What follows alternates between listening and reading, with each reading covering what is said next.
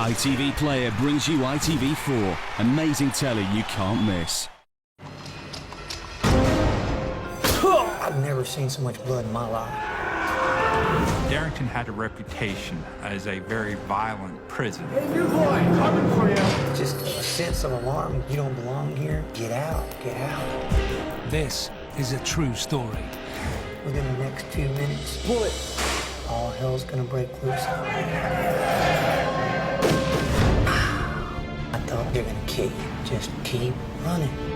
It's a dramatized account based on the escapee's own recollections in letters and meetings. Anytime anybody's willing to break out of a penitentiary, I know one thing. They're desperate. Our biggest fear is that he's armed. Give me one now. This is what freedom is all about.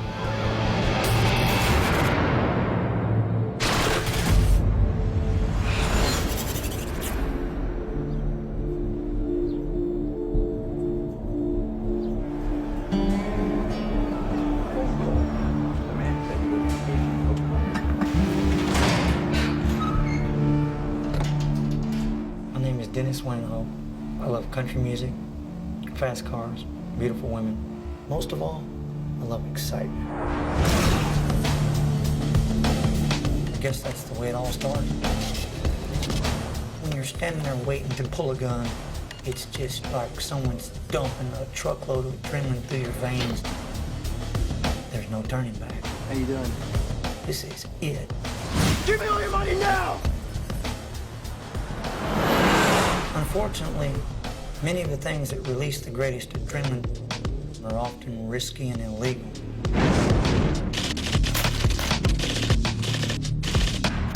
In all the armed robberies I didn't hurt anybody. But I got an 80-year prison sentence. I was put on a chain bus, heading for the Darrington unit, south of Houston. I was 22 years old. Hey, young fella, you ever been to this place you're going? No. On that bus are people who have already been on the unit. There's been many a stabbing, many a beating. Never turn your back on an inmate or a guard. And those are the things that are going through my mind of how am I going to react to this?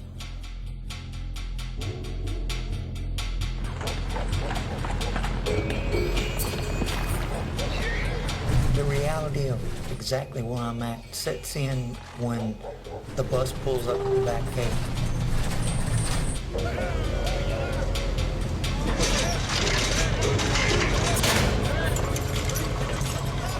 Fresh meat! I got first bids on that one. Fresh meat, fresh meat, fresh meat. And it's just a variety of slurs that you hear come out. I'm gonna make all you mine. Oh, yeah.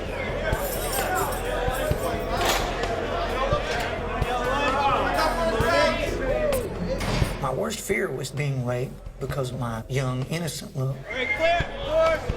Hey, newie. Hey, new boy. I'm thinking I'm gonna do whatever it takes to defend myself. If I had an encounter with someone that I didn't think I could beat up with my hand, I'd stab him with a pencil. And at least I'd send a message. I wasn't looking to be nobody's bitch.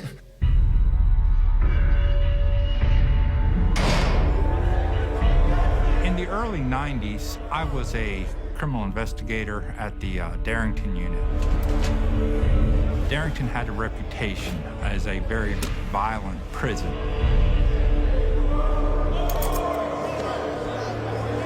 They had an offender population of approximately 2,000.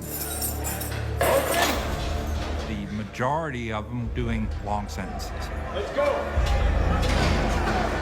Murderers, armed robbers, violent offenders. There was no place worse they could send you.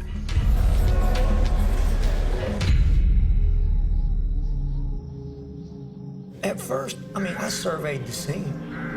I looked around to get an idea of how far things were.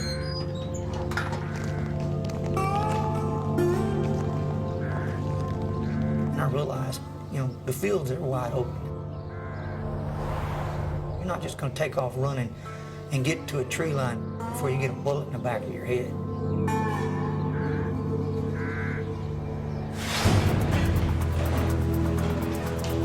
got a job in the prison kitchen. That's where I met Harry.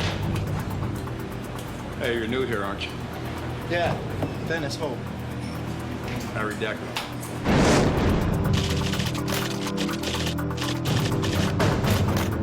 I got along good with Harry. How do you like it so far?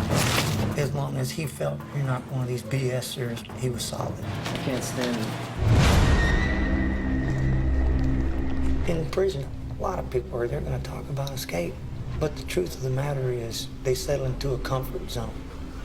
And something dramatic has to remove them from that comfort zone. For me, it was the riot.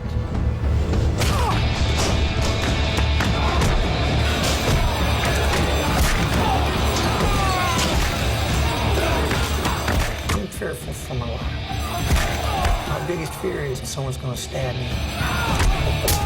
I'm going to end up dead. I've never seen so much blood in my life.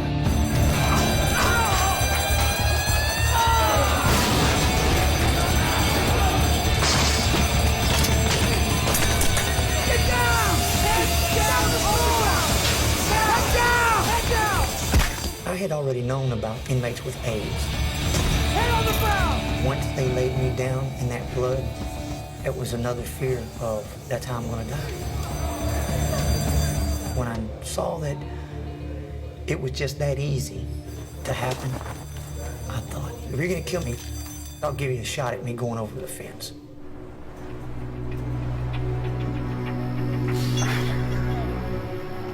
Harry. Okay, Good. I'm telling you, man, if we don't get out of here, they're gonna kill us. Well, if you're going, I'm going too. I need it, Harry.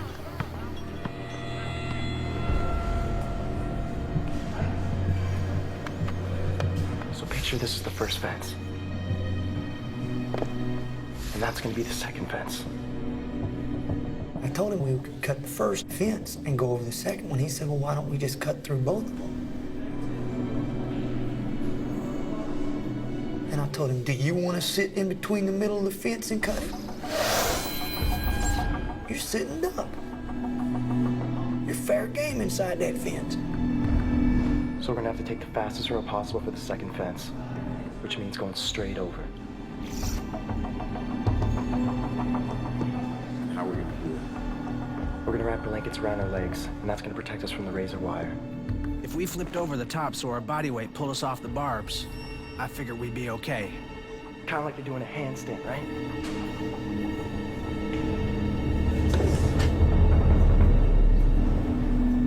We were worried that if one of us got cut going over that razor wire and it was fatal or it was to the point you couldn't stop the bleeding, what were we gonna do? And then there was the biggest fear. What happens if they open fire before we even get on the second fence? The guard towers are staffed 24 hours a day, 7 days a week. They make no secret of the fact that if an inmate attempts to escape, they are going to shoot to stop that person. Okay, that's a .223 bullet and it's gonna kill you. It's gonna rip through you when it hits you.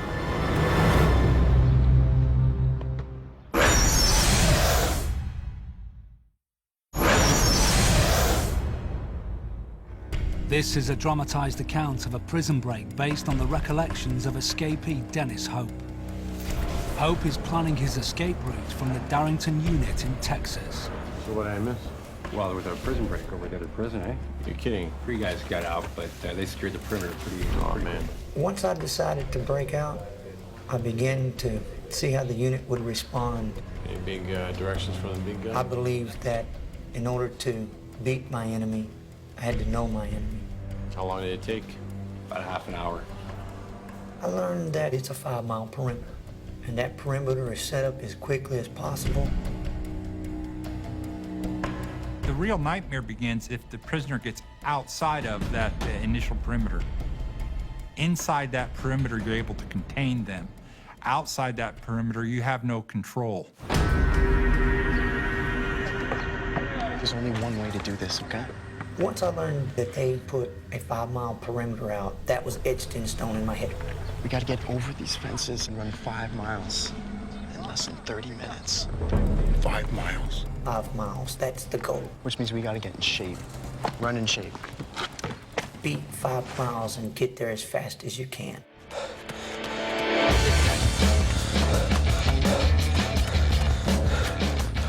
There were no other options than to run, you know, on foot. In high school, I ran cross country, and then in prison, running was an outlet for me to free my mind.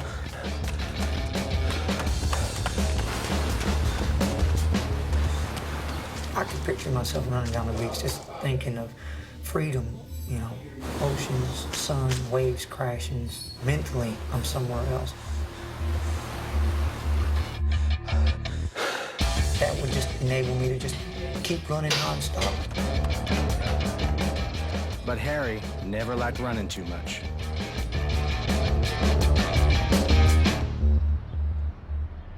To get through the fence, we were gonna need the help of an old guy I knew who worked in the maintenance department.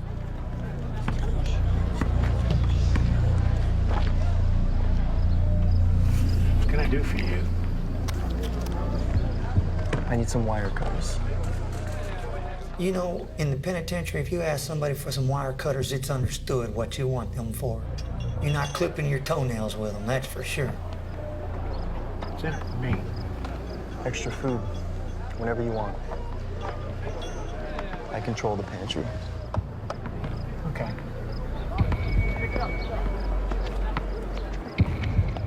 We discussed on several occasions of when we were going to pass these cutters.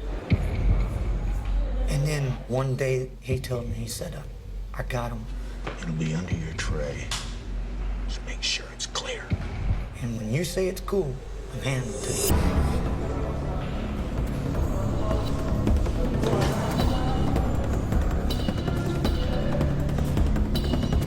I stuck my tray into the slot. He stuck the cutters under the tray so that when I pulled my hand straight back out, it went right into my pants.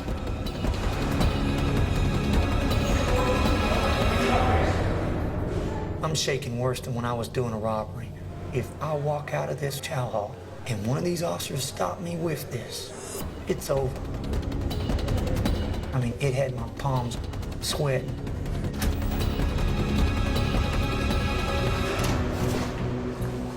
I hid the cutters in a box of meat in the freezer. I got to thinking, look, bolt cutters have big handles on them. If I can just get some leverage, and I come up with an idea of cutting a couple pieces of copper tubing and slipping them over like cheater bars.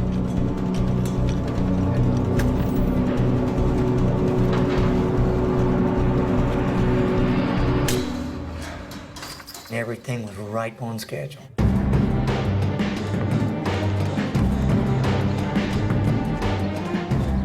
But getting through the fence was no good if we didn't know where to run to once we were out.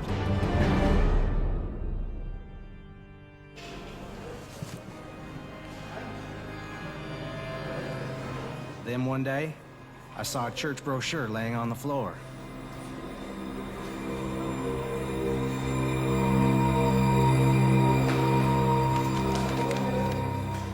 When I looked to the back of it, I saw the map of the area.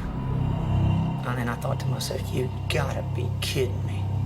You're not serious. Somebody is sending me a message. They don't want me here.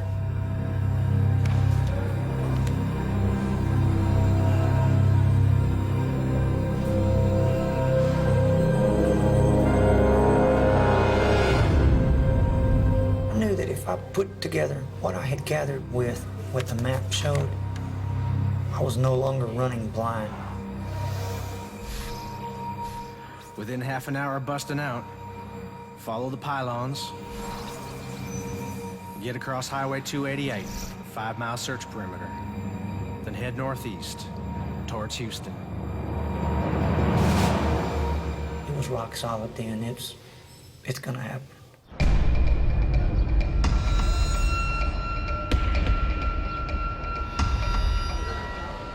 That barbed wire is razor sharp. Get caught up on there, man. You could bleed to death. Going over the fences was the most dangerous option of all of them. Because it was the most dangerous, we looked for ways to reduce the danger. And that's where taking the lights out came in. And so I got to thinking, where's the lights at? Where's the generator that runs the lights? Can one switch take out the lights? Harry and I knew the generator was in the boiler room. Hey, Johnny, how you doing? There was a guy who had just got fired from the boiler room, and he started giving me the information. Are all the lights for the prison run from the boiler? He said the boiler room powered the entire prison, and the backup generator was in the same place. It was music to my ears. From the boiler room, we could take out every light in the prison, but we didn't know how to get inside. There was a security fence, and there's no way the guys working the generators would help us out.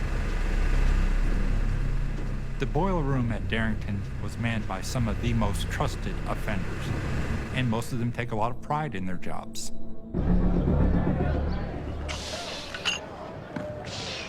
Then one day, an inmate called Jason Montgomery walked up to me. Hey, dude, can I talk to you for a second? Listen, man, I'm in here for life. And, you know, I want out, man. I heard you have a plan. I didn't know nothing about the guy. But I decided to let Jason in on my plan because I was afraid that if I didn't, he would go tell. He would snitch it off. Okay, you're in.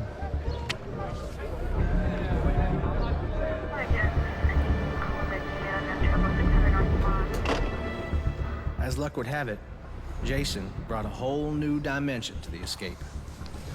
I know the guy in the boiler room. Jason had been down in the boiler room and knew those guys there. You serious? Can you get us in? From that point on, the lights are gonna go out.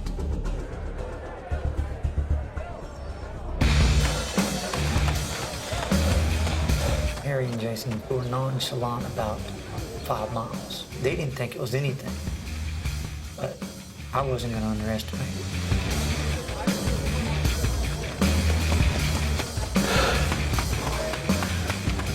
It motivated me to train as hard as I possibly could because the reward was going to be well worth it.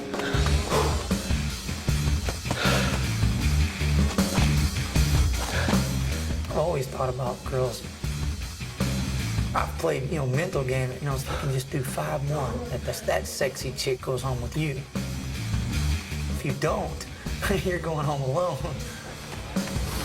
When I realized I could run 10 miles easily, I knew I was ready.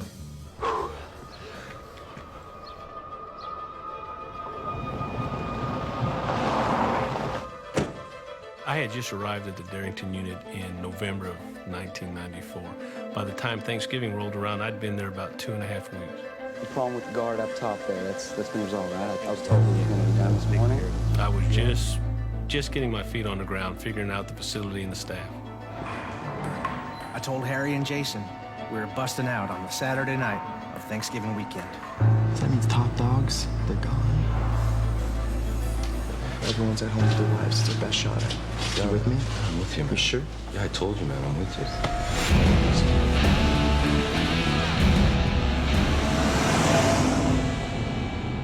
On the Wednesday before Thanksgiving, I left the facility and picked up my children and went to my mother's house in Killeen, Texas, which is about 4 hours from Darrington. So, are we there yet? No, not yet, but not too long.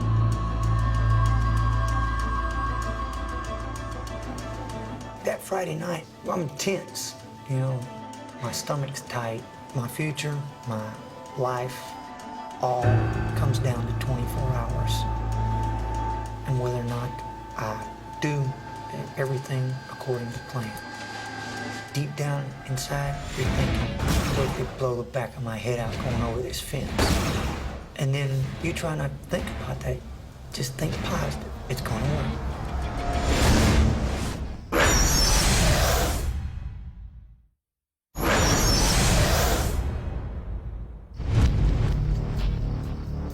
Prisoner Dennis Hope is about to try to break out of the Darrington unit in Texas. Shortly before the count, I put the wire cutters in my shoes. I had my blanket. And I brought my coat.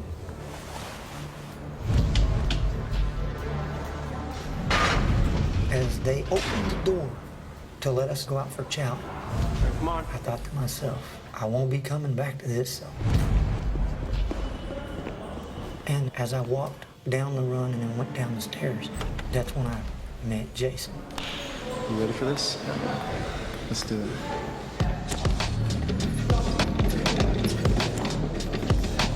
As we're walking down the hallway, I was behind him because I had the cutters. And if they stopped him for any reason, I'm turning around and going back the other way.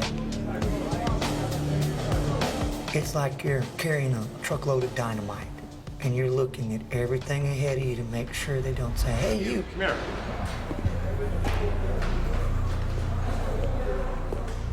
In my mind, I'm thinking, there's no way you're gonna stop me now. Harry was waiting to see if we were gonna show up. He was gonna meet us in the boiler room in 5 minutes. Jason's job description was to take the boiler room clerk and subdue him. It's Jason.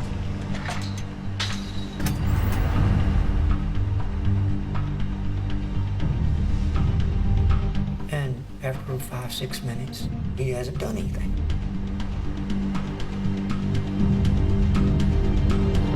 Count time's at 9:30. The clock's ticking, and the longer he waits, the more chances of an officer catching us. And that's when I decide I'm not waiting no more. I gotta go see what's going on.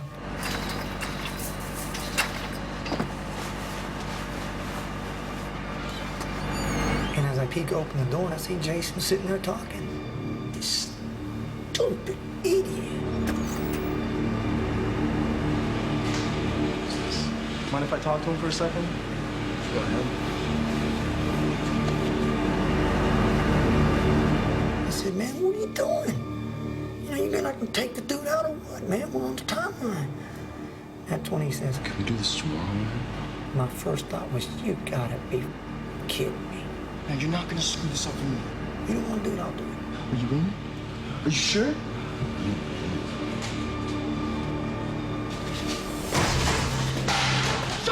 Just put him in a chokehold and brought him down to the ground.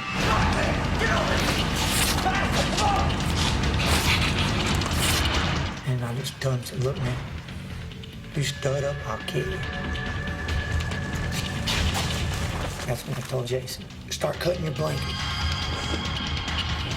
And then the buzzer for the gate goes off. And my heart just stopped. Well, I grabbed the screwdriver and I walked over to the door. Who is it? Me, man. It's Harry. Once I saw it was Harry, I was just like, oh, good. Come on, come on, come on. Come on, Harry, let's go.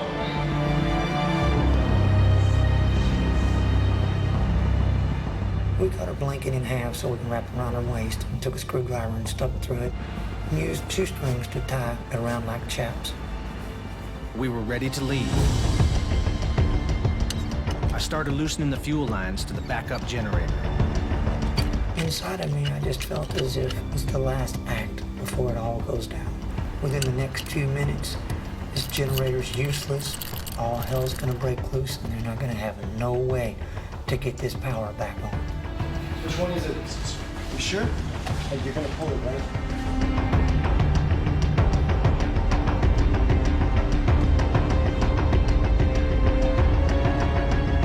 I told Jason. Pull it! And at that moment, if there was ever any thought of turning back, that was erased.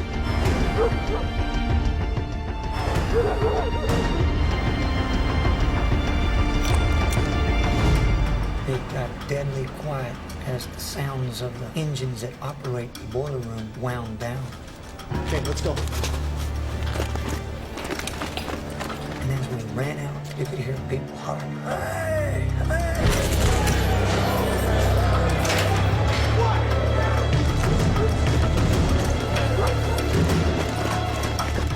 Perfect, perfect. If I have to climb on this fence, it's gonna cover the noise. I ran to the spot. And I began to cut along the bottom of the fence.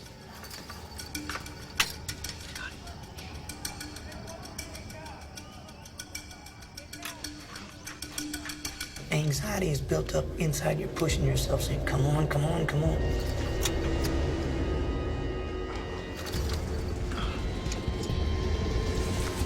I was the first one in between the two fences, and I'm thinking to myself, at any minute, I'm a dead man. Come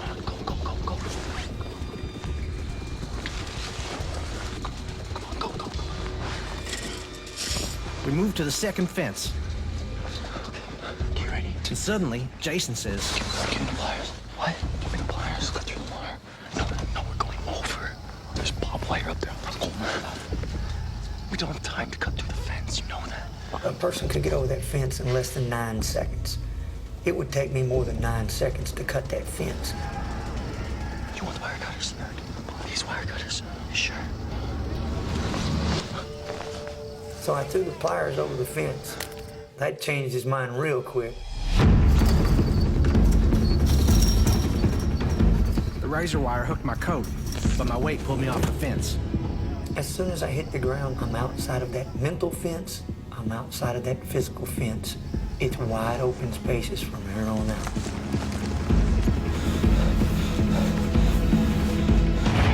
When I turned around, I saw Harry stuck on the fence. I thought, damn it, he didn't listen to me. They're gonna kill him if he stays up there. Plus, if they see him up there, they'll know someone did escape. I gotta go back.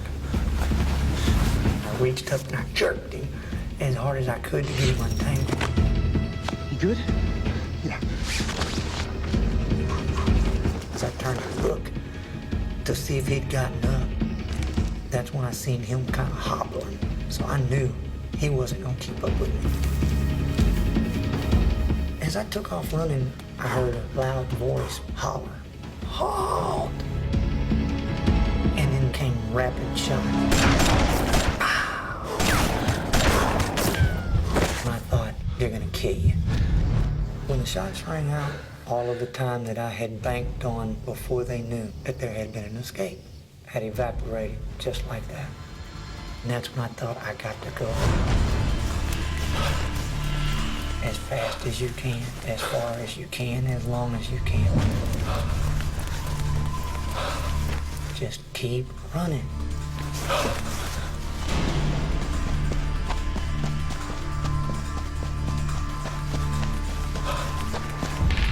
Whoa! 2-2s. That's good. That's very good. I was sitting at the kitchen table in my mother's home playing a board game with my children.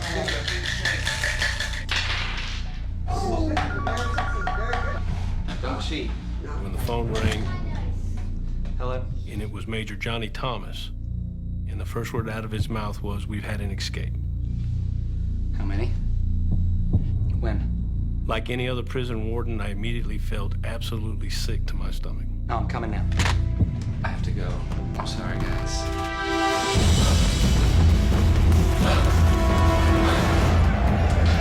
When I arrived at the facility, it was utter chaos.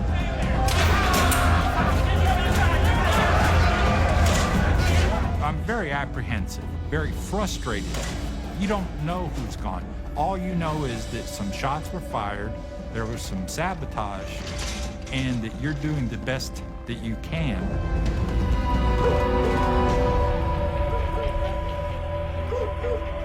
Anytime anybody's willing to break out of a penitentiary, I know one thing: they're desperate and willing to do anything.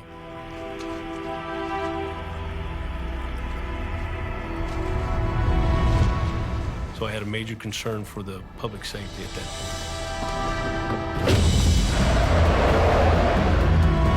point. Once the alarm is raised, we're going to lock down the prison, start conducting a detailed count to find out who exactly is gone.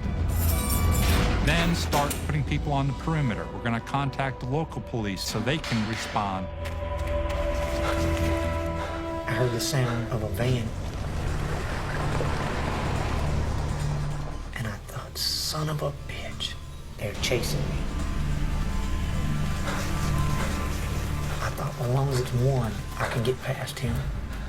I just ran as hard as I could.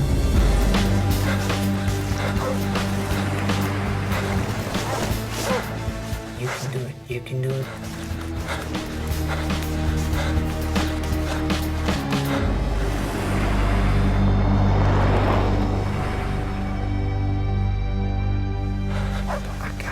I got you. Just keep going.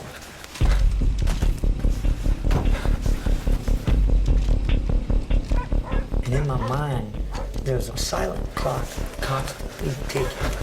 And that ticking represents just how close they're moving in on you. I knew that if I could get to 288 within the next 30 minutes, I could get across that road. But the longer I wait, the more cars are going to be there. Inside my head, that clock kept saying, go, go, go, go. The terrain from this point on was unfamiliar to me. Then I saw the pylons, which I knew ran parallel to Highway 288. I knew I was headed in the right direction.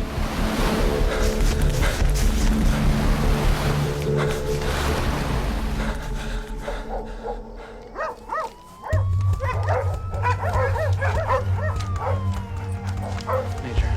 Warden? So what's the scoop? When I first got there, I was told that the tracking dogs had run a strong scent up to a large copse of woods right outside the unit. We picked up a couple of scents back there. There was 2 trails, but this was the strongest scent. The belief was that all 3 of them were in that woods and that woods were contained. You said there were a couple scents though, right? What about the other one? No one's checking it out? Look, everything's under control, Warden. He said there's no way anybody could have run that quickly and gotten that far ahead of us, so it had to be ghosts. Well, maybe we should check it. I'd like to be taken out to 288, please.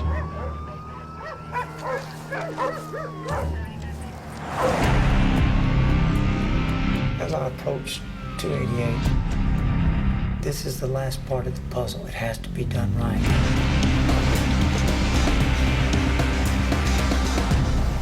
Don't let them catch you. Don't do nothing foolish.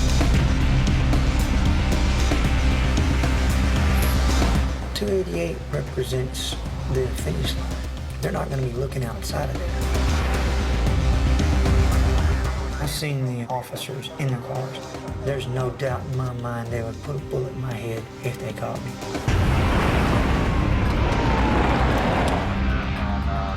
To me, it was as if it was sharks circling a sinking boat, just waiting for you to hit the water.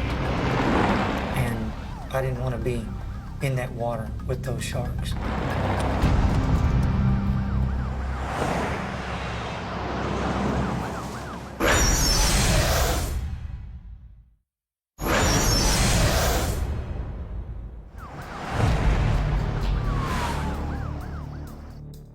Search parties are hunting for escaped prisoner Dennis Hope and 2 other inmates.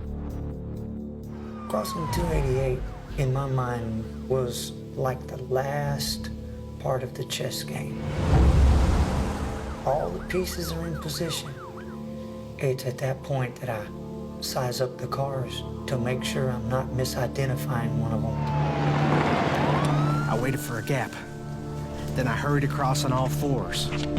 So if somebody saw me, I would look like a dog running across the road.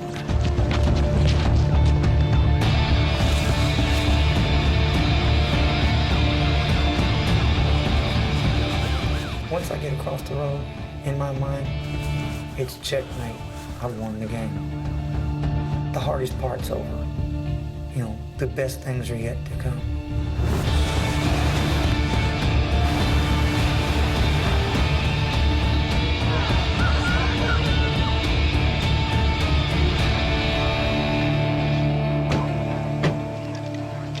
When we got there, I said, as a crow flies. How far are we from Darrington? 3 miles or so. And that's when I felt sick again. Not much of a jogging man, are you, Major?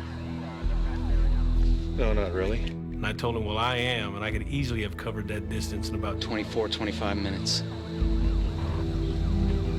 Well, at that point, I felt certain that our initial perimeter had been beaten. I felt that the odds had drastically went up. Now's the golden opportunity to put some distance between us.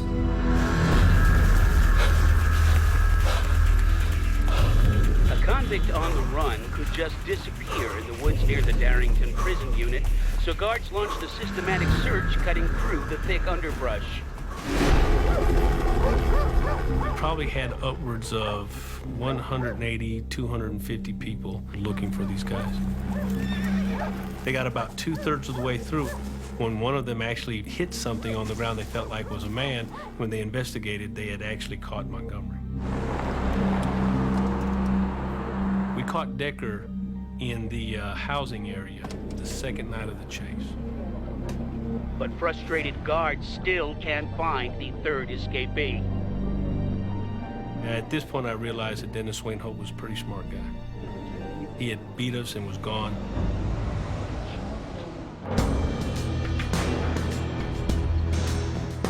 The ground search is the responsibility of the warden. As soon as that perimeter is taken down, it becomes my sole responsibility to capture him. This is Dennis Hope. Well, this guy is fit and he's smart. He outran the guards.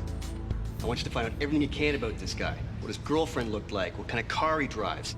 We anticipated that Hope would return to the Dallas area because that's where his friends and family were located.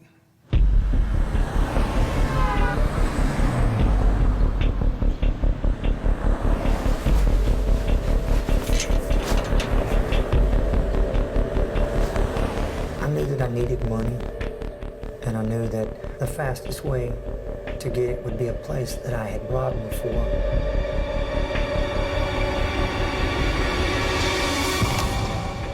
It's just a matter of time now. Dallas, Texas, here I come. Excuse me, sir. Do you mind giving me a lift? The majority of these individuals are sociopaths. Okay, listen, I'm gonna need your car, old man. Okay, you just keep driving, you do exactly what I say. You know, they'll hurt anybody that gets in their way. Pull over here.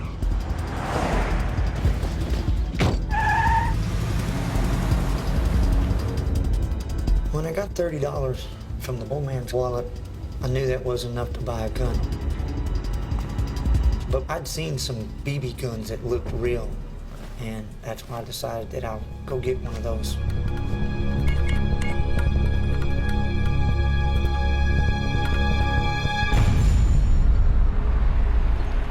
I pulled up at a grocery store I'd robbed before prison.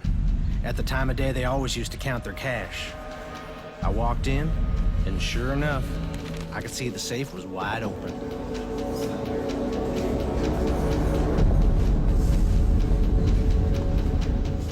When I stood there waiting for the other two people to move out of the way, that's when all the adrenaline is just dumping through. You know, it's just like time's moving in slow motion.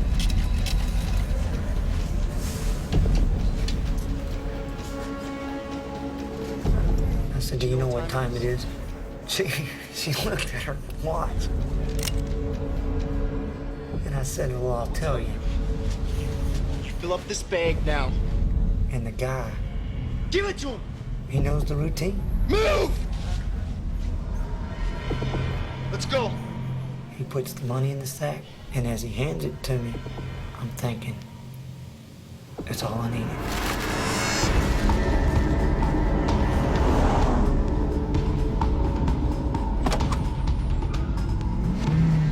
From this point, I get everything that I need. I'm scot-free.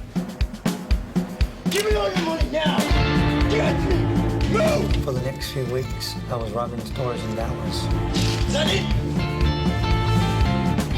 Using the money in Memphis to party, to gamble, date good-looking women, catch up for lost time. Give me your money now! At this stage, we believe he's in the Dallas area because the robberies are occurring in the Dallas area. Move it! Let's go! What you got? Anything? Nothing. It was embarrassing. I mean, we were spending all sorts of resources to catch him, and we couldn't. Then things happened rather quickly. The police in Memphis recovered the car carjacked from the elderly man.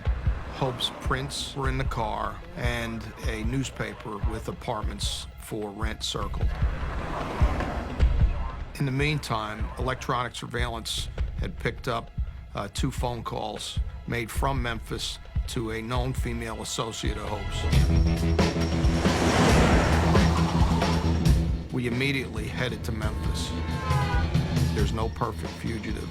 They're going to make a mistake. You just got to make sure that you're there to catch it. Give me all your money now! Let's go, move! The phone calls led us to a meatpacking store. Who are you, gentlemen? The manager told us that that phone number belonged to his secretary. She's up there. Don't keep her long. She's got work to do. All right. This is Officer Fawcett. I'm Officer Moriarty. Hi, I'm Lucy. She told us that her sister was dating a man named Dennis from Texas. Is my sister okay?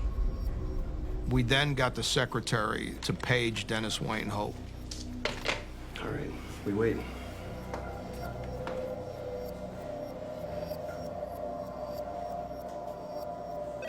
He returned the call. Hello? Hi, Dennis.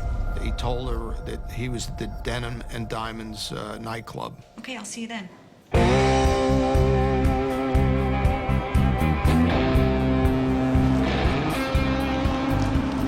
also said that he was driving a Jaguar and had a white cowboy hat on, blue jeans, boots, and a Western shirt.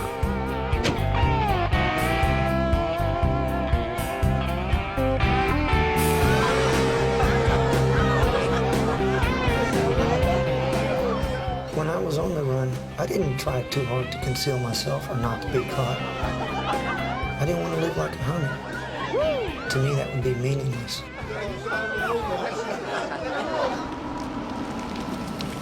We immediately drove to Denim and Diamonds and started looking for the Jaguar.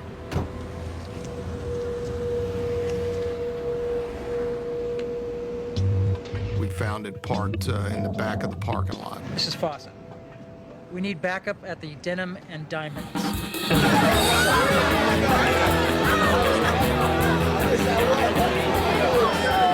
And as soon as we went in, I immediately saw him.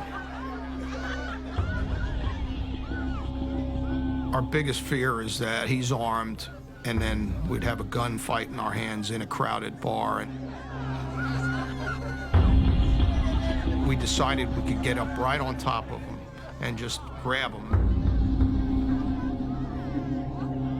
Then I thought I spotted somebody looking at me. I didn't see any officer immediately. I thought, okay, just calm down. Don't get paranoid.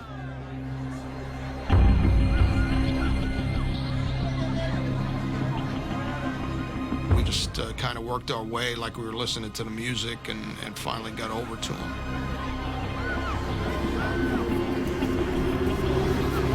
I looked at Lou and we nodded and we just took him. Get off! Get off! Get off me! Son of a bitch. When that's when they said, yeah, we know who you are. Get your head off! I'm thinking, all that work and you just screwed it off. Being careless. He was in total shock. He could not believe that 2 cops from Texas were in Memphis to get him. Get your hands off me! Get off me! Get off! There's a sense of despair. Life as you knew it, from that point on, it's over with.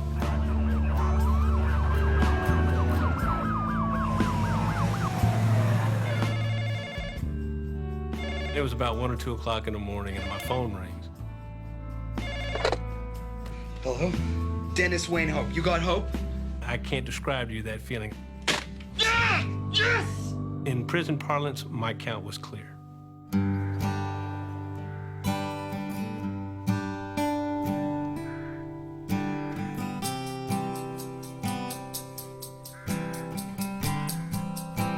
Where I am now, I know that that time is just passing me by. You know, it's like trying to put raindrops back into a cloud. It's not going to happen. You're just, you know, waiting until the day that your heart stops beating. And to me, that's not life.